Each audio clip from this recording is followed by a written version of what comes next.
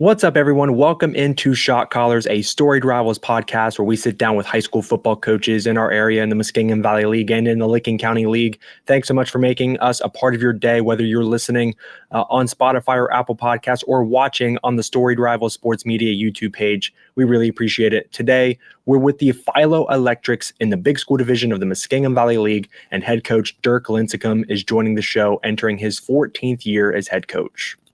Coach, thanks so much for joining the show today here on Shot Callers. Really appreciate the time. Chop it up about some football for 10 to 15 minutes. How are you? How's your summer going? You able to do any trips this summer before you kind of got locked in and get ready for week one and things like that? Well, thanks for having me. It's good to be on here with you guys. Yeah, funny thing is I'm actually sitting in North Carolina right now, poolside. So that was our one trip that we had planned. We have some family down here that we like to come down and spend the week with right before things crank up for 2-a-days. So it's kind of become a tradition for us to come down here, and we really enjoy it, and we can just relax for a little bit before things start to move full speed. Sure. How long have you been vacationing down there? We came down Sunday, so today's Wednesday. We'll be here for a few more days and Nice. try to enjoy some sunshine and swimming, and going to take in a Durham Bulls game tomorrow, and had some time on the boat yesterday down on Jordan Lake. So really just nice to get away for a little bit, kind of recharge and get some last minute things pulled together before 2-a-days. For sure, yeah. So you started coaching you were the head coach at Philo. You coming in 2010, and football has kind of changed so much, over the last 10 or 15 years. And it's primarily more of a focus on passing than it is running the football, especially like at the college and the pro level.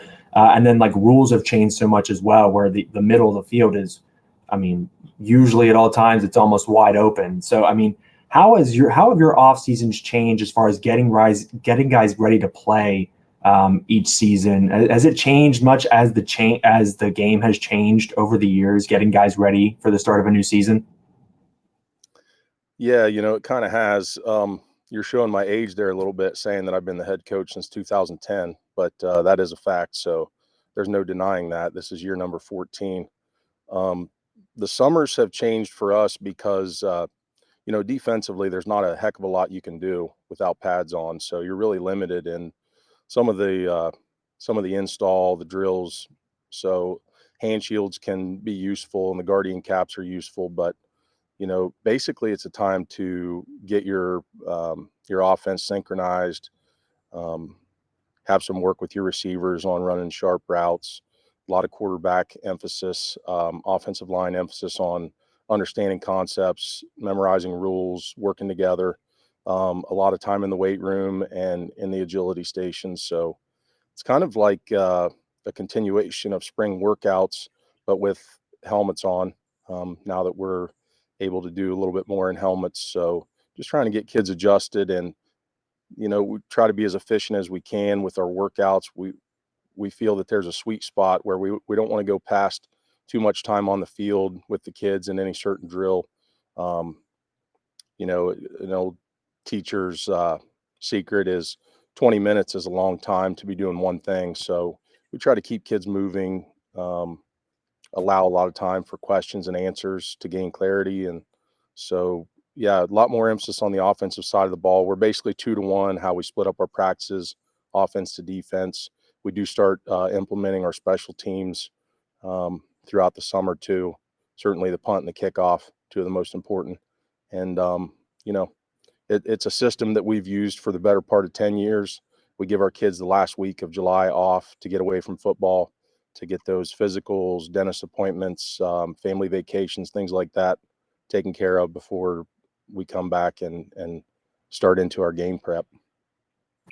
So I want to get into this season, the 2023 season here in a few minutes, but I really want to ask you, about your days playing pro football in the Arena League, because making the NFL or just playing anything pro at any level, like playing at the highest level, it's so hard to do. NFL, NBA, baseball, it's so difficult. But to talk to someone that has played professionally at one of the highest levels is pretty awesome. So, like, could you kind of talk about what it takes to play, football at one of the highest levels that we see in the world? And like, what is that grind like, man?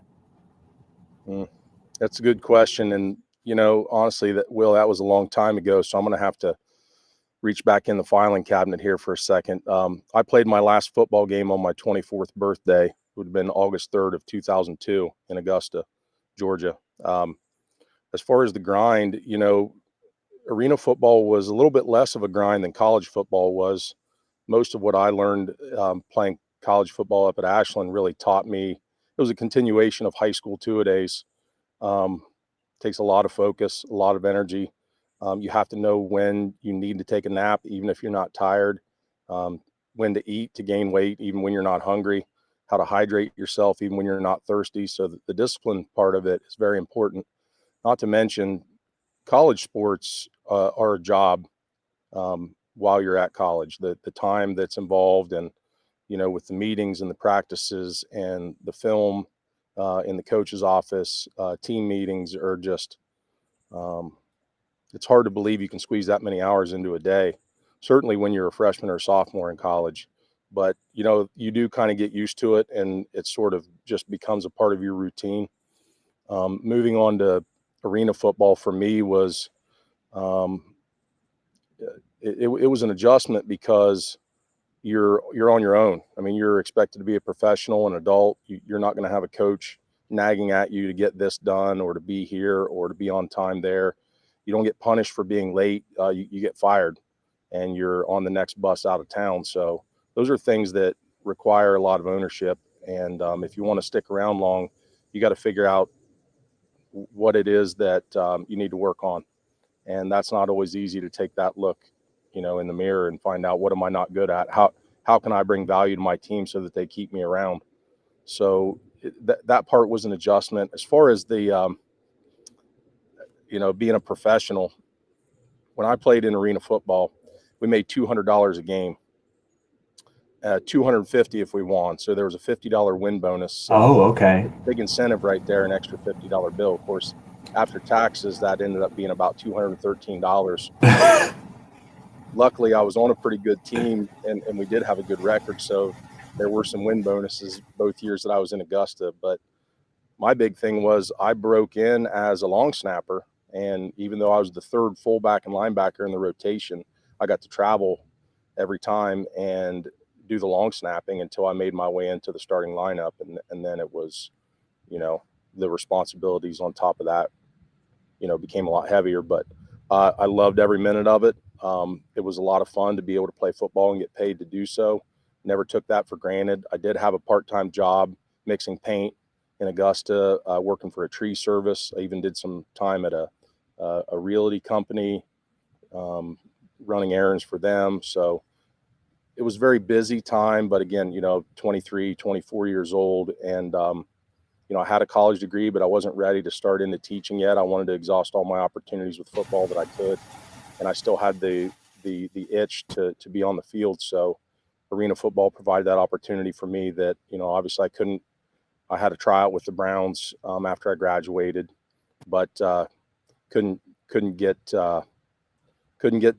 anyone convinced that I was good enough to be in the NFL. So arena football was the next best option for me. So took advantage of that and had 2 good years in Augusta.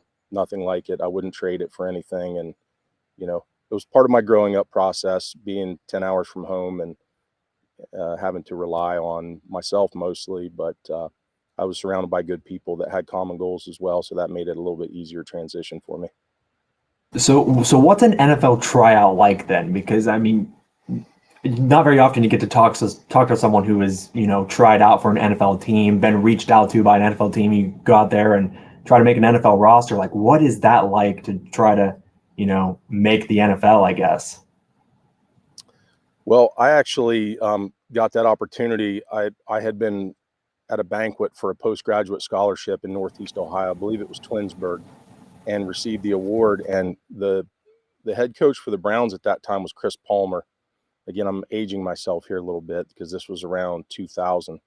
And Joe Paterno was also a keynote speaker there. And each one of the recipients of the awards got to go up and shake hands with both of those coaches. And as I was shaking Coach Palmer's hand, I had already played my last college football game.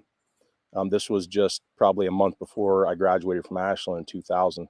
So I shook his hand and I said to him, I plan on seeing you in camp.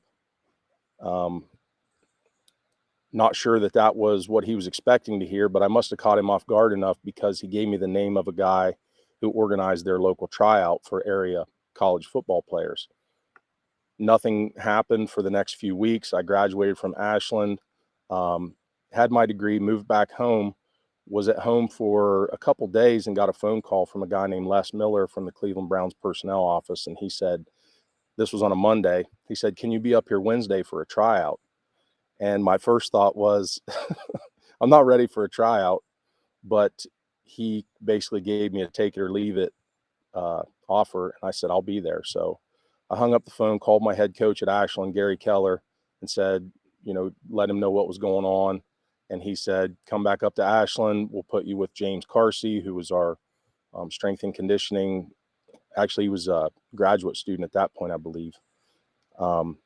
I worked with him for a day and a half. He got me ready for the tryout, told me what to expect, worked on some stuff with me. And I went up and had my tryout that Wednesday and didn't get offered a contract or an invitation to camp, but pretty elite company up there. And certainly some of the receivers and DBs, some of the times they were popping on 40-yard dash were the first time I ever saw a guy run a 4.3, and it looked like he was gliding. It looked like he was water skiing across the turf. That's how fast he was going, how smooth it was. So that opened my eyes to the level of talent that really is in the NFL. That's incredible. I mean, somehow I'm going to try to segue to Philo football now for this season, but that's an awesome story, and I would definitely love to talk more about, I guess, your time playing in Arena Football League and trying out for the Browns, at some point, later on. But we'll dive into this season now for your Philo Electrics. So last year you were 5-5, you made the playoffs, but you had 16 seniors on the squad last year. So you're losing a lot of leaders, experience, and things like that. You have 2 quarterbacks, Demetrius Strickland and Case Fink, graduated. 4 wide receivers that were seniors last year. 3 guys that played on the offensive line and the defensive line. You had 3 linebackers, Drew Lincicome, Zach Savage, Ty Moorhead. I mean, who do the Electrics this year have stepping into those roles, those skill positions up front, in the middle of your defense? Who do you have stepping up this year? And who are we going to expect to see for the Electrics in 2023? Yeah, those are all good points. We did have an experienced team last year with 16 seniors, and it was a lot of fun to coach that group. They worked extremely hard. We felt like last year we didn't meet expectations that we had set out in the preseason, and that was something that weighed heavy on that group, and it still weighs heavy on us as a coaching staff. We felt like we were better than our record showed. Early in the season, we had a 7-point loss to Carrollton, a 1-point loss to Morgan, and then a 5-point loss to Riverview. That was in our first 4 weeks. So that definitely tested the glue of our team. And then we were able to come back week 5 and beat a good West Muskingum team that came down to the last play of the game and then go to Crooksville and get a win.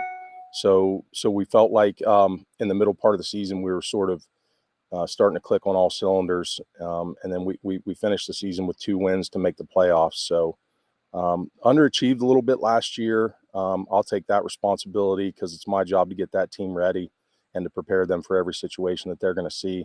So obviously we didn't do a good enough job, and that's not something that we've taken lightly this offseason. We've tried to, as a coaching staff, put a lot more emphasis on the individuals rather than the scheme. Really try to develop that skill and talent at each of those spots that you mentioned where we have shoes to fill. We feel like we do have a pretty strong, experienced secondary coming back. We feel like we're pretty athletic. We obviously can't replace some of those guys that were on that defense or on that offense. Talon Preston did start the second half of the season for us at quarterback, so we feel like we do have some experience coming back there. The guy who can make plays, and a couple of our running backs were guys that didn't have a lot of varsity reps last year, but definitely a lot of talent and skill there that we can build off of. Unfortunately, there's no teacher-like experience, so trying to get them plenty of reps this summer and in our scrimmages that are coming up has been an important focus of ours. But no, I mean, the options we have are develop the guys that you have, and that's what we focused on. We can't get those seniors back that graduated. We are going to miss them, and certainly in certain places especially, but our only option is develop the guys that we have. So that's what we've spent our time trying to focus on. So that's where our work has been this summer, is trying to get those guys in situations to teach them and help them learn as fast as possible. And that's probably not uncommon from any other coach that you'll speak to on this podcast, is trying to get those guys game ready as soon as possible and develop that depth, because everybody's one play away from being the guy, even if they don't realize that. And what I often tell our players is, I don't know exactly when I'm going to need you, but I just know that I'm going to need you. The only thing I don't know is when. It could be week 1. It could be week 7. It could be in our first scrimmage. A helmet comes off, you need another guy to go in the game. An ankle gets rolled, you need another guy to be ready to go in the game. And guys need to be battling for positions right now, because we don't have any starters written down. We're 0-0 right now, and we will be for the next few weeks until August 17th when we travel to Athens. So every man should be chasing that starting lineup spot, because that competition is what makes us better. And so that's where we're focusing. Well, Coach, I really appreciate you taking the time to sit down and talk with us on Shot Callers today. Continued success. Looking forward to what the Electrics do. Enjoy the rest of your vacation. Really appreciate it. Yeah, I really appreciate your time, and thank you for putting the spotlight on our kiddos. And anybody that's watching, come out and see us play at Sam Hatfield Stadium. Our first home game is August 25th against Carrollton at home. So hope to see a bunch of you people there.